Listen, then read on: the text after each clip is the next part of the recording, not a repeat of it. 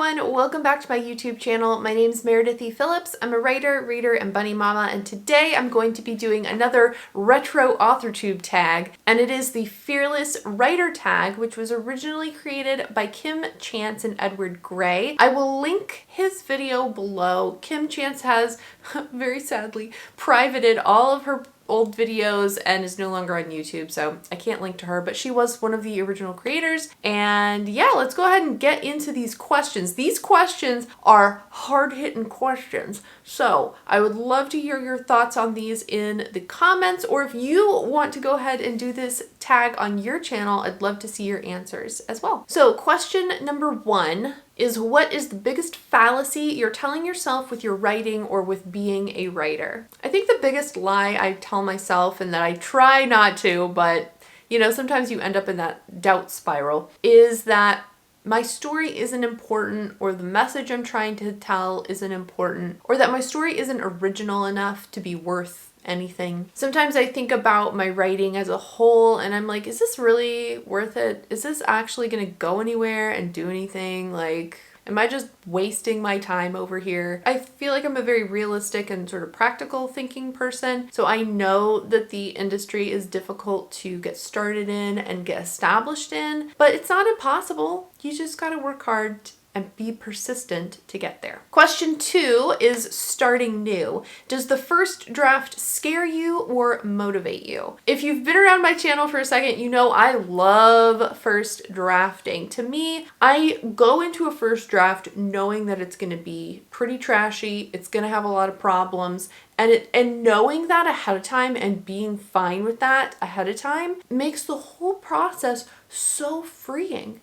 There's no pressure because I know it's going to be crap. Then you can just write. You can just enjoy pure writing and love writing. You don't have to be worried about grammar rules. You don't have to be worried about story structure. You don't have to be worried about like, oh, is this perfect? It's not going to be perfect. It's going to be junk. So you can just sit back and write and enjoy. Question number 3 is roadblock. What is your number 1 obstacle stopping you from writing? And I think for me, it's going to be time and energy and that first 5 minutes. I've got a lot of stuff happening in my life. I have a full-time desk job. I do videos. I'm trying to do a lot of other things, and it takes effort and it takes persistence to continually carve out time to do your writing work. I also tend to be pretty low energy, especially toward the end of the day, and finding the willpower to sit down and do it,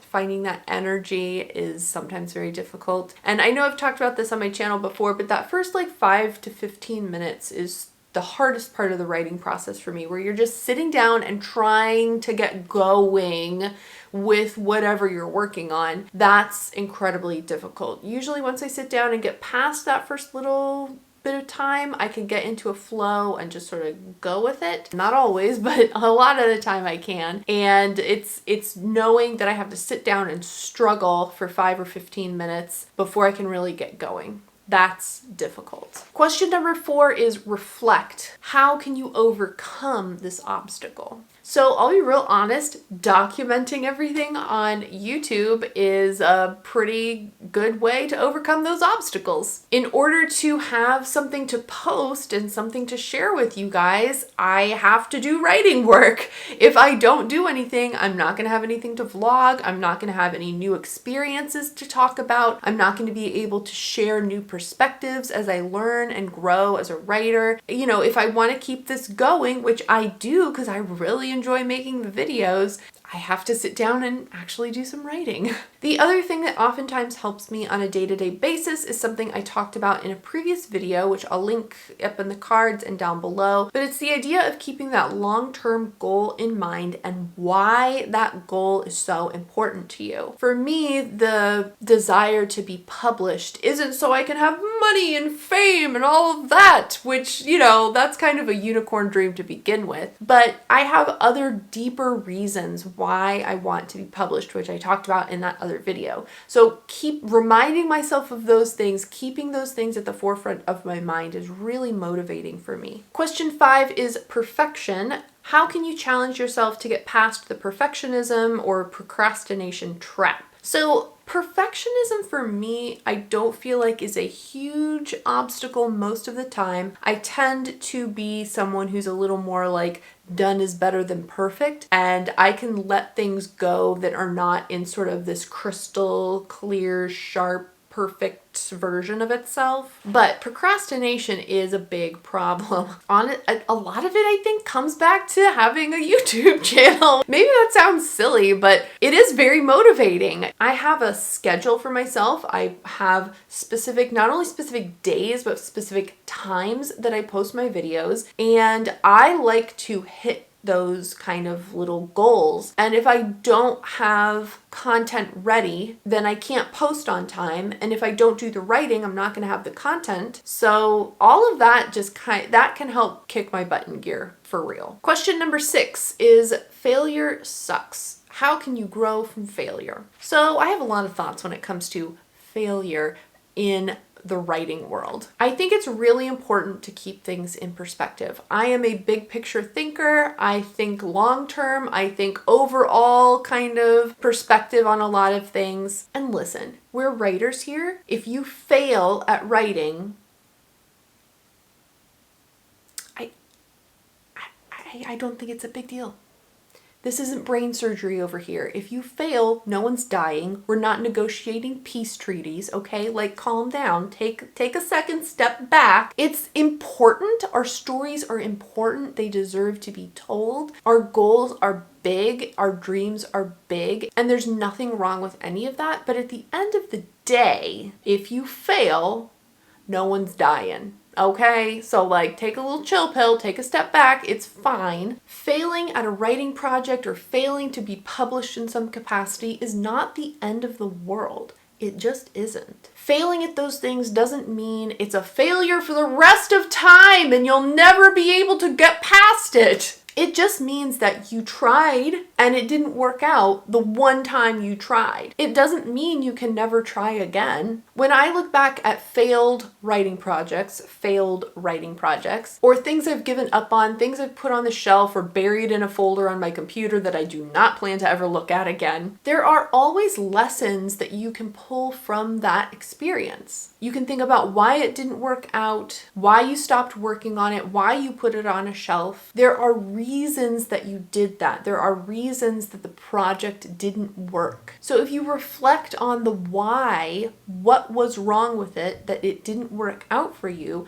you can use those lessons and apply it to what you're currently working on to hopefully move you past whatever stage you ended up failing the last time. Question 7, rejection sucks too. How can you grow or learn from rejection? So with the stage of the writing process that I'm in, I don't feel like I've had a whole lot of experience with rejection yet. I've never written a query letter and sent it to an agent. I've never entered any of the Twitter pitch contests like Pitch Wars or any of those kind of things. I've never participated in any of that before. So I've not really had a whole lot of rejection at this point. I would imagine though that rejection means you tried.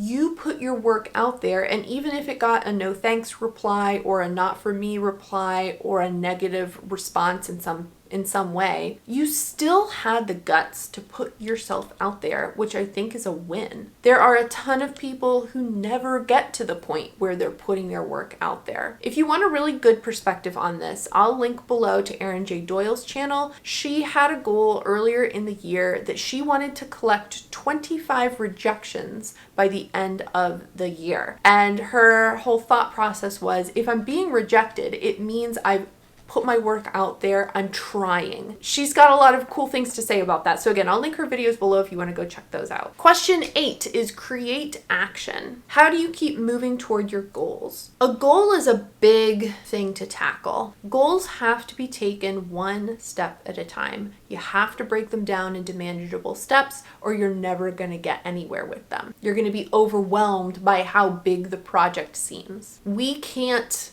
fly on our own over a mountain peak. You have to take it one step at a time. So that's usually my perspective on big goals. I talked about that a little bit in the video from the other week on maintaining persistence in publishing. It's over there. It's only a matter of going. You have to take it one step at a time. Question 9 is new year, new outlook. If fear wasn't holding you back, what would you be doing right now to further your writing dreams? This was a tough one because I feel like I'm doing quite a bit to further my writing dreams. If money was no object, I'd just quit my job and do this full time, but I'm getting paid literally $0 for any of this at the moment. So, financially speaking, that might not be the best option for me at the moment.